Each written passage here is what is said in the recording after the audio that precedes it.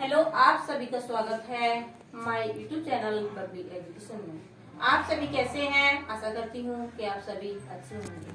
आज मैंने जो टॉपिक लिया है वो है सिद्धि मंत्र। सिद्धि मंत्र अर्थात सफलता का मंत्र। कि सफलता का मंत्र क्या है, हम अपने जीवन में सफलता को किस तरह से प्राप्त करें, क्या कैसे कैसे हमें कर्म करना चाहिए, किन कामों से गुजरना चाहिए जिससे कि हमारी लाइफ में, हमारे जीवन में हमें सफलता प्राप्त हो जाए।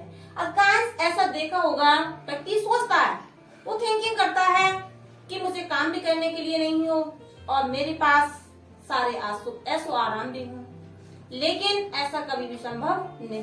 उस व्यक्ति के लिए उन सब संसाधन जुटाने के लिए पहले क्या करनी पड़ेगी? मेहनत करनी पड़ेगी, तभी कहीं जाकर वो वहां तक पहुंच सकता है।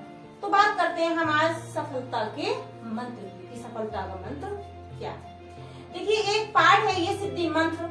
मैंने उस पाठ का कुछ सारांश ले लिया है समझाने के लिए सार कि हम अपने जीवन में सफलता तक कैसे पहुंचेंगे। और क्या है, देखिए, रामदास नारायणपुर में रहता है। एक व्यक्ति रामदास नाम का था जो कि नारायणपुर में निवास करता था। देखेंगे उसके कार्य, देखिए कैसे कार्य थे। वह रोजाना बहुत सवेरे उठकर दैनिक कार्य करता है, बहुत जल्दी उठ जाता है। ब्रह्म मुहूर्त ही, सूर्य निकलने से पहले ही प्रत्येक व्यक्ति को ये सत्य है कि हमें हमेशा यदि स्वस्थ रहना है, अपने जीवन में कुछ करना है, आगे बढ़ना है, तो हमें नींद को त्यागना होगा, ब्रह्म मुहूर्त ही उठना होगा, सूर्य उदय होने से पहले ही हमें बिस्तर छोड़ देना चाहिए। ऐसे ही करता है, रोजाना बहुत सवेरे उठकर दैनिक कार्य करता है, जो उसके दिनचर्या के जो कार्य है, जो काम है, उनको पूरा करता है। उसके बाद भगवान का स्मरण भी करता है और उसके बाद क्या करता है, उसके बाद पशुओं को घास देता है। फिर वह पुत्र के साथ खेतों पर जाता है और अपने पुत्र के लिए लेकर साथ में लेकर खेत पर भी जाता है काम करने के लिए। वहाँ पर कठोर परिश्रम करता है। उसके परिश्रम और देखभाल से खेतों में अधिक अन्न उत्पन्न होता है। देखिए, वो परिश्रम भी करता है, मेहनत करता है और देख रेख भी जरूरी होती है किसी कार्य को। यही नहीं करना, करने के साथ साथ क्या है, उसे हमें देखभाल भी करनी चाहिए, जिससे कि उसमें कहा है, देखो, उसके परिश्रम और देखभाल से खेतों में अधिक अन्न उत्पन्न होता है। उसके पशु हष्ट पुष्ट अंगों वाले हैं। जब वो अपने पशुओं को टाइम से उन्हें चारा डालता है, पानी देता है, उनकी देख रेख करता है, तो उसके पशु भी कैसे हैं? हष्ट पुष्ट हैं। और क्या है, और घर धन धान्य से भरा हुआ है। जरूर वह खेतों पर भी मेहनत करता है और पशुओं की देख रेख करता है, तो उसका घर क्या है? धन धान्य से भरा हुआ है। उसके में सारी चीजें हैं, क्या है, अनाज भी है, अब भैंस वगैरह है, गाय है तो दूध देती हैं, तो वो भी सारी चीज उसके घर पर है। इसलिए है, कैसे यहाँ तक पहुंचा है? डेली मेहनत करने से, अपना कर्म करने से। खुद तो मेहनत करता है और अपने बेटों को भी सिखाता है, अपने पुत्र को भी सिखाता है, अपने पुत्र को भी वो साथ में लेके जाता है। क्यों लेके जाता है? क्योंकि उसको अपने पुत्र के लिए भी मेहनती बनाना है। आप दिया है, देखिए आगे, उसी गांव में जिस गांव में रामदास रहता था, उसी गांव में पूर्वजों से प्राप्त धन से धनवान हुआ धनदास रहता था। तो एक धनदास नाम का व्यक्ति था, लेकिन उसके पास पूर्वज संपत्ति, तो जो उसके दादा, परदादा, पिताजी संपत्ति जोड़ के रख गए थे, वो संपत्ति उसके पास थी। उसका सारा काम, उसके पास जब संपत्ति अपार थी, तो क्या करता था? काम नहीं करता था। क्यों? क्योंकि उसे काम करने की जरूरत नहीं थी, क्योंकि उसके पास तो पहले से ही बहुत तेरा था, तो क्या करता? काम करता। लेकिन देखना क्या है, उसका सारा काम नौकर चाकर करते हैं। उसका सारा काम जो था वो टोटल नौकर करते थे, वो स्वयं कुछ काम नहीं करता था। नौकरों की अपेक्षा जब नौकर काम करेंगे, किसी काम को हम करें, जो काम हमें करना है, अगर उस काम को हम करते हैं तो देखना उसका रिजल्ट क्या होगा, और वही काम हम किसी दूसरे से करें तो उसका रिजल्ट कुछ और होता है। इसीलिए कहा गया है, कहावत भी है जो मैं बताने जा रही हूँ, कि अपना काम स्वयं करें, किसी दूसरे से न कराएं। यदि हम अपना काम स्वयं न करते हैं, किसी दूसरे से कराते हैं, तो उसमें कहीं ना कहीं कोई ना कोई मिस्टेक बनी रहती है। इसीलिए जो काम हमारा है उसे हमें स्वयं ही करना चाहिए। उपेक्षा लापरवाही से उसके पशु कमजोर हो गए। अब नौकरों से सारे काम कराता है, पशुओं की देखरेख भी नौकरों से कराता है, इसीलिए क्या, उसके पशु भी कमजोर हो गए। लेकिन रामदास कैसे नहीं थे? क्यों नहीं थे? क्योंकि वो सारा काम स्वयं ही करता था।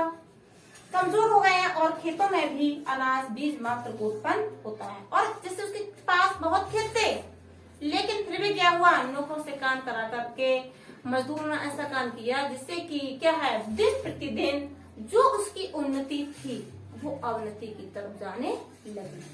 इसीलिए इस पाठ से बच्चों ये सार मिलता है, ये रहस्य मिलता है, इस कहानी से हमें शिक्षा मिलती है कि हमें अपना कर्म स्वयं करना चाहिए।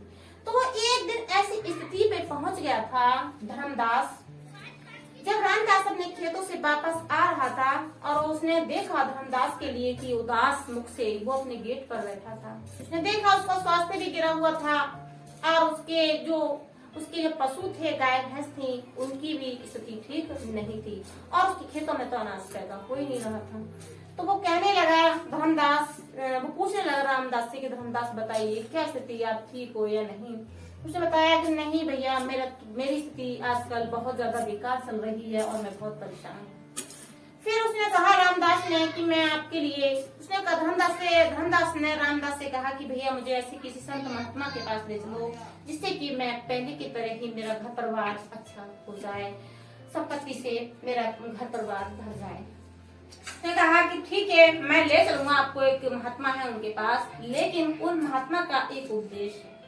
उस उपदेश के लिए आप 1 साल उनके नियमों का पालन करो, फिर आप जब 1 साल तक उस नियमों का पालन कर लोगे फिर मैं आपको संत महात्मा के पास ले जाऊंगा। इस बात के लिए धर्मदास राजी हो गया। क्यों हो गया? क्योंकि उसके जीवन में बहुत सारी समस्याएं चल रही थी। उन्होंने कहा ठीक है भैया, जैसे तुम कहोगे मैं वैसे तुम्हारे कहने पर काम करने के लिए तैयार हूँ।